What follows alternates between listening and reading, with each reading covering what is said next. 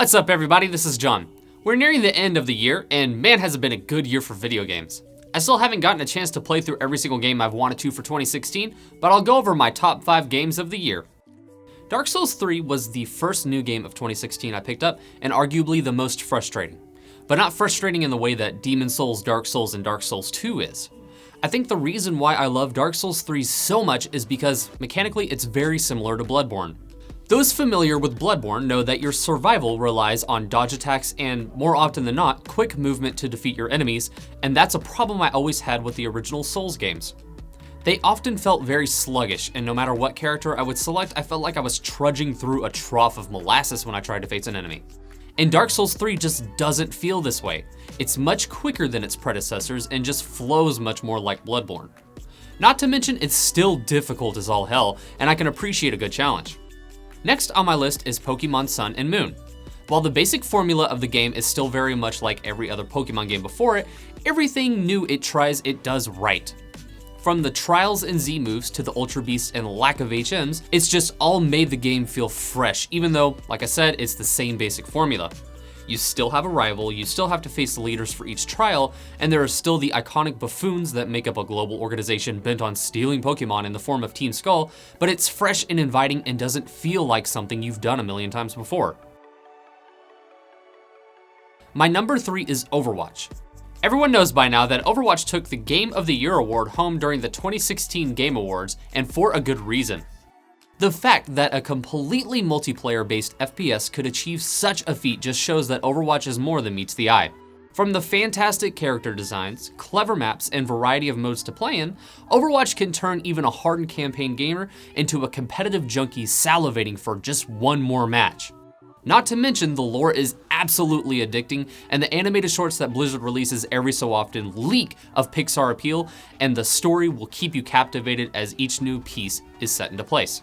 If you've never tried online gaming and want to get involved with something a little less technical and complicated than games such as StarCraft, League of Legends, or Dota 2, Overwatch is the game for you. Next up is The Last Guardian. Those who somehow haven't heard about this game and are looking for an immersive single-player experience with some kick-ass puzzle solving along the way need to look no farther. The Last Guardian is the epitome of development hell, originally being announced back in 2007, over 9 years ago, and was originally supposed to be released on the PS3.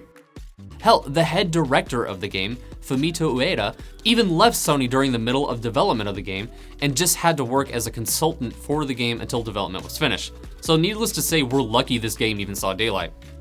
The Last Guardian is the third installment in the Ico franchise, following Ico and Shadow of the Colossus. It follows the steps of a young boy and his eagle chimera, Trico, as they traverse a corroded world by solving problematic situations to continue their journey together. I don't want to say too much about the story because this is definitely a game you don't want to have spoiled, but be warned. Some of the puzzles can be very tricky, and there were a few times I just had to get up and wash some dishes just to ponder the solution for a puzzle. And my number 1 game of the year goes to Doom. This game is just everything I ever wanted in a video game. The kick-ass demons, the huge variety of weapons, the absolute unrelenting carnage of cutting a body in half, spewing blood everywhere, and kicking their corpse to the side. Damn! This is the type of game your mom complained about 10 years ago. But man, it takes old-style FPS games back to the roots, and I love it.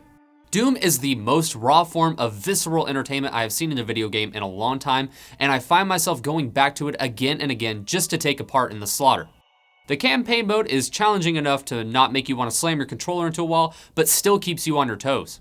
The melee is so rewarding that really I try to punch a demon any chance I get. Slam a demon's head into the ground and get health? Hell yeah, I'm down for that. The challenges are a fun touch that are a nice go-to if you're feeling overwhelmed in the story of the game, and plus you get sick boosts when you complete them.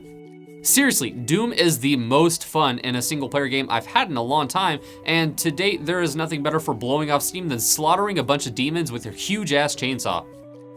So there it is, my top 5 of 2016. Like them? Don't like them?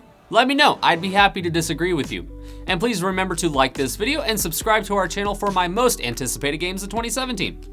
You're watching esports on PvP Live.